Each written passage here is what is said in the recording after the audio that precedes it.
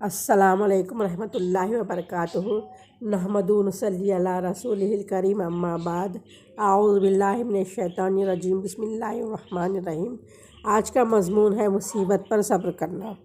حق تعالیٰ شانہ کا ارشاد ہے، اور ہم تمہارے امتحان کریں گے کسی قدر خوف سے جو مخالفین کی طرف سے یا حوادث پیش آئے، اور کسی قدر فقر و فاقہ سے، اور کسی قدر مال و جان اور پھلوں کی کمی سے۔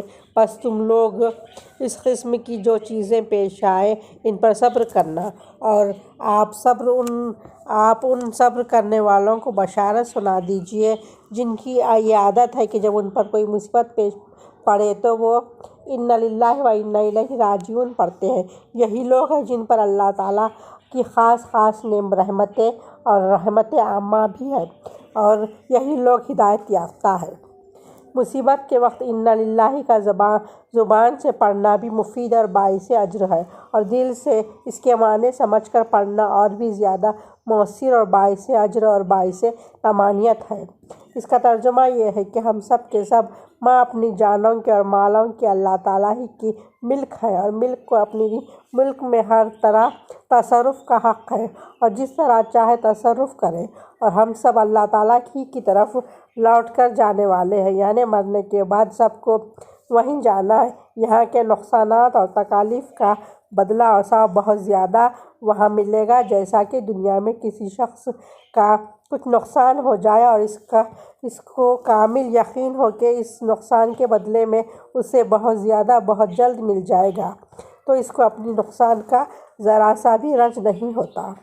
اسی طرح اگر اللہ تعالیٰ کے یہاں زیادہ سے زیادہ بدلہ ملنے کا یقین ہو جائے تو پھر ذرا بھی کلفت نہ رہے، لیکن ہم لوگوں میں چونکہ ایمان اور یقین کی کمی ہے، اس وجہ سے ذرا سی مشقت، ذرا سی تکلیف، ذرا سا نقصان بھی ہمارے لیے مصیبت عظمیٰ بن جاتا ہے۔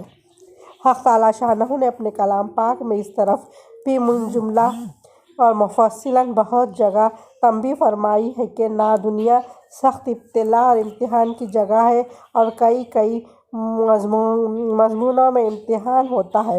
کبھی مال کی فراست سے کہ اس کو کس طرح کمایا اور کس طرح خرچ کیا جا رہا ہے، کبھی فقر فاقہ سے کہ اس کا کس طرح استقبال کیا جا رہا ہے، جزا و فضا سے یا صبر و صلاح سے۔ اسی لیے بار بار صبر و صلاح اور اللہ کی طرف رجوع کی ترغیبیں دی جاتی ہے، اور اس پر تنبیہ کی جاتی ہے کہ تم آج کل زیر امتحان ہو، ایسا نہ ہو کہ اس امتحان میں فیل ہو جاؤ۔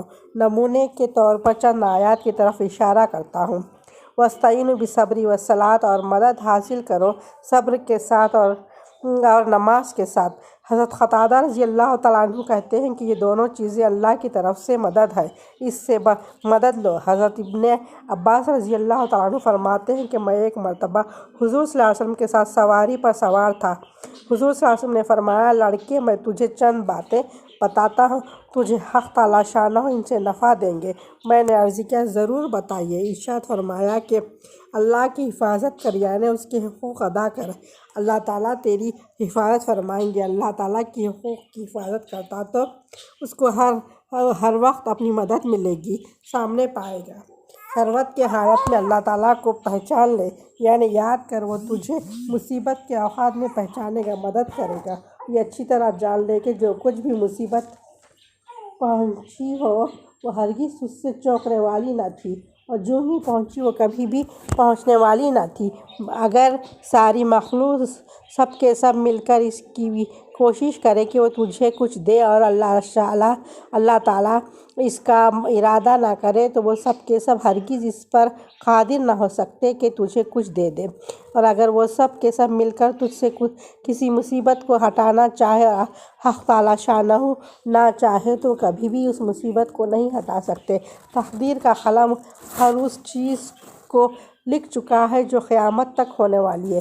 جب تو کچھ مانگے تو صرف اللہ ہی سے مانگ، اور جب مدد چاہے تو صرف اللہ ہی سے مدد چاہ۔ جب بھروسہ کرے تو صرف اللہ ہی پر بھروسہ کر۔ ایمان یقین میں شکر کے ساتھ اللہ تعالیٰ کی عمل کر، اور یہ خوب جان لے کہ ناگوار چیزوں پر صبر کرنا بہت بہترین چیز ہے۔ اللہ کی مدد صبر کے ساتھ ہے، اور مصیبت کے ساتھ راحت ہے، اور تنگی کے ساتھ فراخ دستی ہے۔ یعنی جب کوئی تکلیف پہنچے تو سمجھ لو کہ اب کوئی راحت بھی ملنے والی ہے، اور جب تنگی ہو تو سمجھو کہ اب فراخی بھی ہونے والی ہے۔ ایک حدیث میں ہے کہ جو شخص بھوکا ہو یا محتاج ہو اور اپنی حاجت کو لوگوں سے چھپائے تو اللہ تعالیٰ کے ذمہ ہے کہ اس کو 1 سال کی روزی حلال طریقے سے عطا فرمائیں گے۔ حضرت حذیفہ رضی اللہ تعالیٰ عنہ فرماتے ہیں کہ حضور صلی اللہ علیہ وسلم کو جب بھی کوئی اہم چیز پیش آئے تو نماز کی طرف متوجہ ہو جاتے۔ حضور صلی اللہ علیہ وسلم کا ارشاد ہے کہ پہلے انبیاء کو جب بھی کوئی مصیبت پیش آئے تو وہ نماز میں مشغول ہو جاتے۔